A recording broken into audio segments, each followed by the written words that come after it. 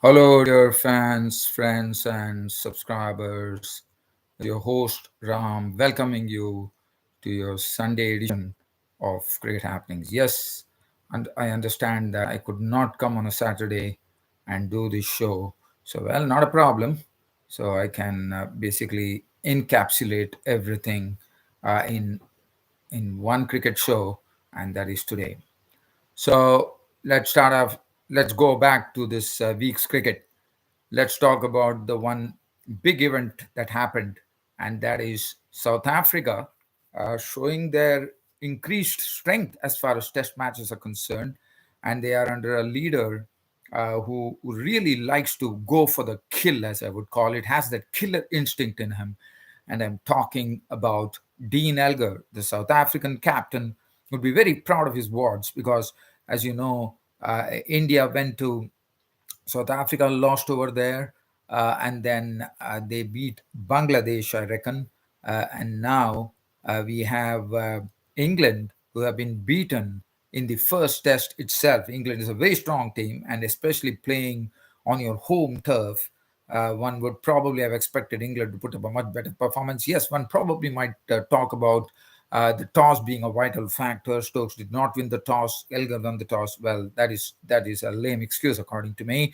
But the baseball cricket did not really come into the fore, I would say. And one thing that I can really say here, the South Africa totally dominated. Their pace pack was really hunting like a pack of wolves. Kagiso Rabada picking up that fifer. Norgay adding extra gas to his bowling. Then we have Lungi Gidi bowling the ball in the right areas. And then we have the young star all-rounder Marco Hansen, also proving quite a handful with his left arm variety of swing bowling. So, of pace as well. So, definitely, England England found it very tough.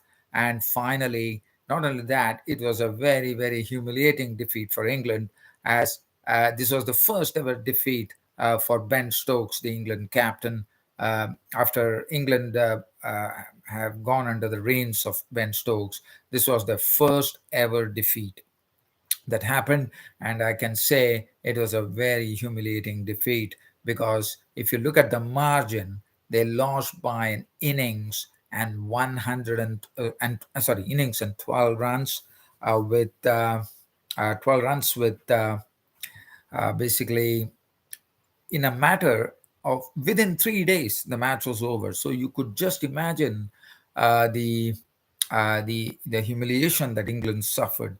Now Brendan McCullum has said that he would like to go with more aggression in the second test. Now, is that something that is going to happen, and is that South Africa who's going to allow that?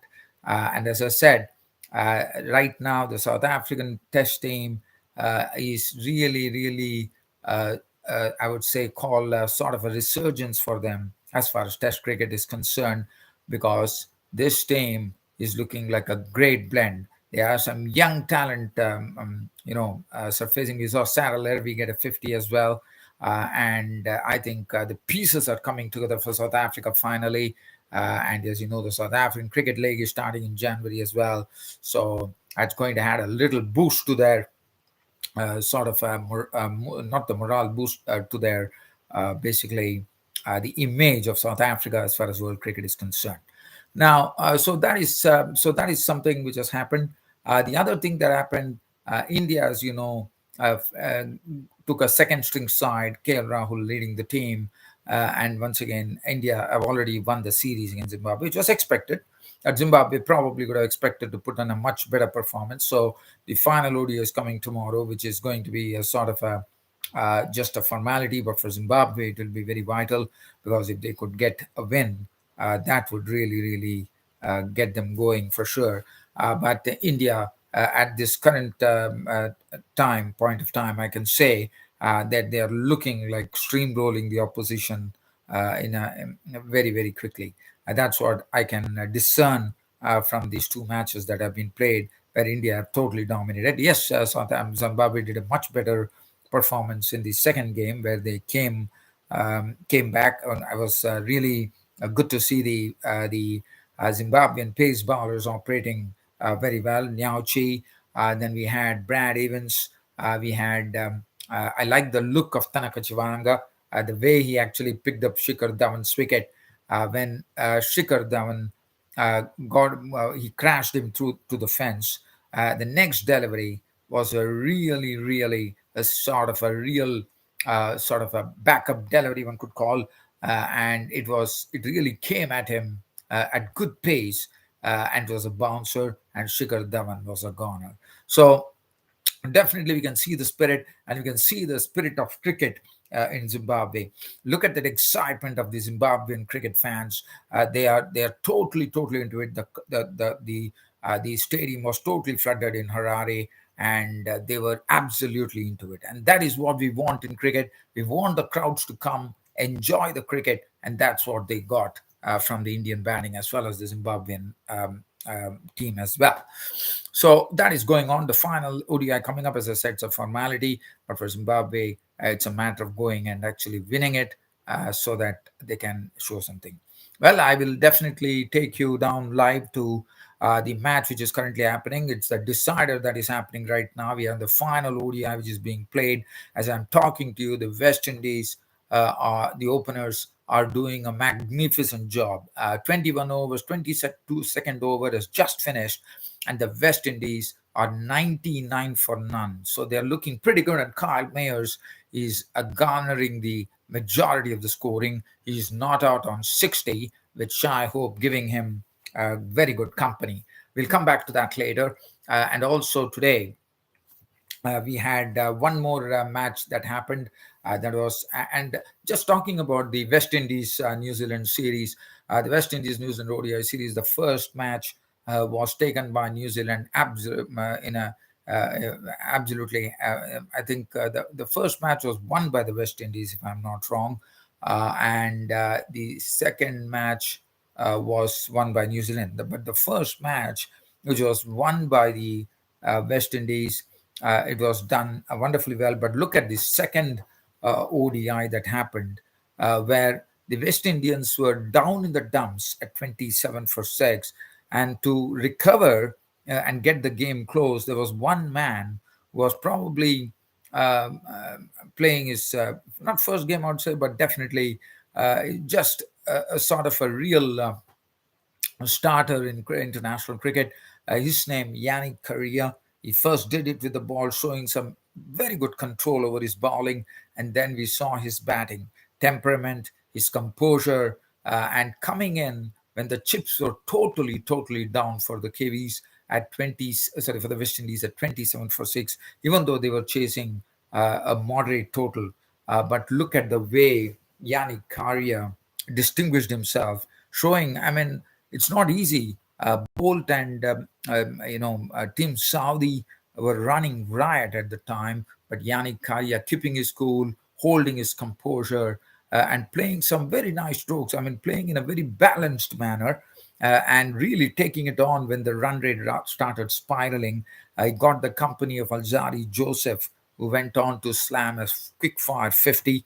He himself got his maiden 50, and looks to be a person, Yannick Correa, that one has to really keep an eye on. In the meanwhile, I just see the Windies have put up a century partnership here in the 23rd over, 101 for none currently against New Zealand in the final ODI, which is the decider, as both the teams are locked at 1-1, and the final ODI is just happening here. I'll just tell you on which stadium it's happening right now. Yes, it's happening at Bridgetown, Barbados. And as I said, just a live cricket update. Kyle Mayers, 63 not out of 75 deliveries, 8 fours and 2 sixes. Shai Hope is 27 not out of 62 deliveries, 2 fours and 1 6. And the current run rate for the West Indies, they're going at 4.46. And that's a pretty decent rate at that, one could call. So we'll come back to that. And Yannick Correa definitely seems to have arrived for the West Indies at the right time. He looks to be, and probably and one has to wait and watch as to what really goes on. Well, so as I said, we will go live for the decider. I'll keep you posted as well. But in the meanwhile, we are going to the Pakistan versus Netherlands game that happened today. This was the final ODI of the series between both the sides, and it was happening at Rotterdam. And the Pakistan clean swept the Netherlands 3-0 in this ODI series. But I can tell you one thing: this match could have probably been won by Netherlands, because they came pretty close, as Pakistan won the match only by 9 runs, and probably Netherlands could have won this match and salvaged something. It was not to be, but what a game for Netherlands. Netherlands got it pretty close there, and just missed it. And Naseem Shah picking up a fifer, his best ODI bowling in his career, picking up a 5 wickets for 33, and was well supported by Mohammad Wasim, the bowler, who also picked up 4 wickets. Let's have a look at the card from the Pakistanis. The Pakistan making 206, batting first. Babar Azam, the principal scorer, the captain, with 91 of 125 deliveries, 7 fours and 2 sixes. And then they had some sort of useful 50s, 20s coming up. 3 batsmen coming into their 20s. Fakhar Zaman, 26 of 43, 4 boundaries. Aga Salman, 24 of 42, 1 boundary. And then Mohammad Nawaz chipping in with 27 of 35, 1 4, 2 sixes. So 206, the bowling. Kingma, as we have seen in this particular audio series, he has been for me the pick of the bowlers as far as Netherlands are concerned. Look at the bowling figures. The other day he bowled economically. He once again is showing that what a tough nut he used to crack. 5.4 overs on maiden, 15 runs and 2 wickets for Vivian Kingma. Aryan Dutt was also impressive, and they kept it really, really tight to the Pakistani openers. And not only that, they also picked up Abdullah Shafiq's wicket as well. Aryan Dutt, 10 overs on maiden, 1 for 34, did a fine job. D-Lead was a bit costly, but he was in the wickets column, 3 for 50. Shadiz Ahmed, 141, and Logan Van Beek also did a good job, 1 for 33. Now, Netherlands chasing 207, definitely were not in any good situation. They kept on losing wickets, but there were two people two players who really shown their game in full color today, and there was Vikramjit Singh making an impressive 50 of 85 deliveries, which included 7 boundaries, and in one particular over, Mohammad Wasim, he went and cracked him for 3 boundaries, which is good to see. So Vikramjit Singh, the left-hand batsman, played some nice strokes, picking up his 50, and then he got company from Tom Cooper, who is an experienced hand at that, one could call. As you know, he is from Australia. He has played for Netherlands for quite a long time. 62. He has also played in the Big Bash, if I'm not wrong. Tom Cooper, 62, 105 deliveries, 4 fours, showing his experience there. But then, as I said, the game got as close, but the only problem was Scott Edwards, the Netherlands captain, who has been pretty consistent, and he always scores. But today it was not to be, and that was a pretty disappointing thing for Netherlands today. But Scott Edwards got a peach of a delivery from Naseem Shah. The ball was actually missing the outside edge, but the ball came at the last moment. There was some late in swing for Naseem Shah. One could say, what a ball, good length ball, just an off stump. It was basically swinging away, eluded the edge of the bat, and went on to hit the off stump. And that was a great sight to watch. Scott Edwards, a big wicket, one could call, bowled by Naseem Shah for 6. And that was a big disappointment for the Netherlands. And after that, they also got some good batting from Teja Nitapanaru, who made 24 of 32, 2 fours. But then Logan Van Beek, and they all got the match as close as possible. In fact, they needed, I think, if I'm not wrong, last over 14 runs were required. The bowler was Mohammad Wasim, but Naseem Shah, the previous over, had bowled a tight over, which really helped things, not only adding to his wickets, he also kept the runs to a minimum of four runs, I suppose, in the 49th over. And then the final over from Mohammad Wasim, where 14 runs were needed, was also kept close, but they brought it very, very close there. Because the first ball was hit for a boundary. But nevertheless, it was a very, very close game. As I said, Naseem Shah picking 533 is first 5 wicket bag, and also his best ODI haul one could call. Mohammad Wazim also got his best one-day international analysis, 9.2 overs, no more than 36 runs and 4 wickets. Shahnaz Dawani was wicketless, none for 37 of 10. Aga Salman, 2 overs, none for 5. Zahid Mahmood, the leggy, 8 overs for 39 was costly. Mohammad Nawaz, 10 overs, 1 minute, none for 41. Unusually a bit costly by his standards because he normally is a very economical bowler. He also picks up the wickets.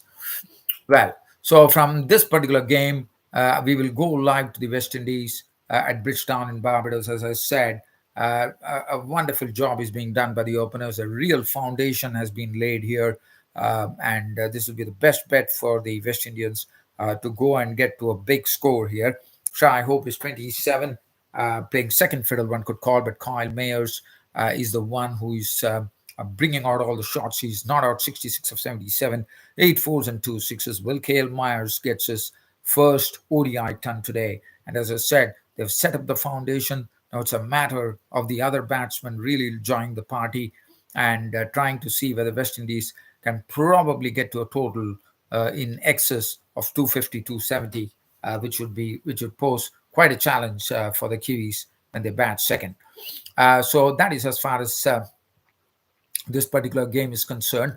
Now, one thing, let's just talk a bit about the Asia Cup. I'm also trying to see whether I can give you any other information about cricket. Just talking about the Asia Cup. Asia Cup is round the corner. Everybody would be waiting with bated breath to watch the match between India and Pakistan, which kicks off on August 28th in the United Arab Emirates Asia Cup, where is being played between India, Pakistan, Sri Lanka, Bangladesh, India, Sri Lanka, Pakistan, Bangladesh. These are the teams, and there is another team which is going to join them, and Afghanistan. Let me not miss Afghanistan, and also one more team is going to join them. And right now, the battle is going on between Hong Kong, Kuwait, United Arab Emirates, the hosts of the tournament. United Arab Emirates would love to be the sixth team. So whichever team wins this particular qualifying tournament, which is happening now in the United Arab Emirates. But today I have to say that United Arab Emirates had I mean, I wouldn't say their hopes are gone, but they got a big hit today when they lost, even though they lost the match by just a very, very slender margin of just 1 run. But any defeat is a defeat. And one has to say that Kuwait went on to win the game against United Arab Emirates. And that is something which probably they would have not expected because Kuwait is much of the lesser, stronger teams there. And I think UAE would be really looking into it a bit seriously here because they have Hong Kong to face, they have Singapore to face, who are much better teams, according to me, than Kuwait. So Hong Kong, Singapore, Kuwait, United Arab Emirates, and I think that there are a few other teams. I can just tell you that. I'm just going to check that for you. And meanwhile, just keeping the talk on the Asia Cup. Now, as you know, Pakistan's a kingpin bowler, one could call, is Shaheen Shah Afridi, the left-arm pace bowler. And just imagine this person not being in the mix for the Asia Cup. And that's a big blow for Pakistan, according to me, because I mean, not thought, I mean, we know he's the prime strike bowler for Pakistan. And we also remember that in the World Cup, where Pakistan broke the hoodoo of getting their hoodoo, where they got their first defeat against India. I mean, they defeated India in the World Cup in the game. That he was a sort of a key bowler there, and it is a very big blow, according to me, that Zimbabwe are without. Sorry, not Zimbabwe, Pakistan are without Shaheen Shah Afridi, and that is a big blow for them. But one thing is there that Pakistan would love to have Shaheen Shah Afridi absolutely fresh for the T20 World Cup, and that is the sort of the marquee event in this year 2022 coming up in Australia in the month of October. So that is something they would be looking at, but definitely Asia Cup. And as I said, one would have loved to have Shaheen Shah Afridi bowling to the Indian batsman on August the 28th, which is not going to be, as he has been totally ruled out of the Asia Cup. But definitely, I think it is going to be a big blow. So Pakistan will probably have their work cut out. They would like to probably they have to really bring up their A game here against India, because I think for India, India would be quite happy that they wouldn't be seeing Shaheen Shah Afridi in the Asia Cup. Because I would have loved to see Shaheen Shah Afridi in action against India, but it is not to be. But nevertheless, other than that, dear fans and subscribers, an absolute pleasure describing the cricket on my Cricket Happening show today. Hope you too loved it, and looking forward to your company once again during the next weekend, the coming weekend, where I could probably 28. So we can probably review the Asia Cup, and also we have the second Test match coming on Thursday between South Africa and England. India, Zimbabwe taking on each other tomorrow. And as I said, the decider right now, the West Indies are looking pretty strong. As I'm going to leave you out here with this live cricket update coming in from the final ODI, which is the decider, with West Indies and New Zealand locked at 1-1 in the ODI series. West Indies 110 for none after New Zealand won the toss and put in the West Indies, and the West Indies are going at brisk at a sort of a, I wouldn't say it's a very very high run rate, but definitely they have laid the foundation. So definitely West Indies 110 for none right now. Kyle Mayer 69 not out of 82 balls, 8 fours, 2 sixes. Shai Hope 29 not out of 68 balls, 2 fours, 2. And just I'm talking to you, the score has just moved on to Nelson 111 for none. Well, dear fans and subscribers, absolute pleasure bringing you the cricket show. Look forward to your company once again next Saturday and Sunday on my Cricket Happening show. Until then, it's goodbye from here. Thank you.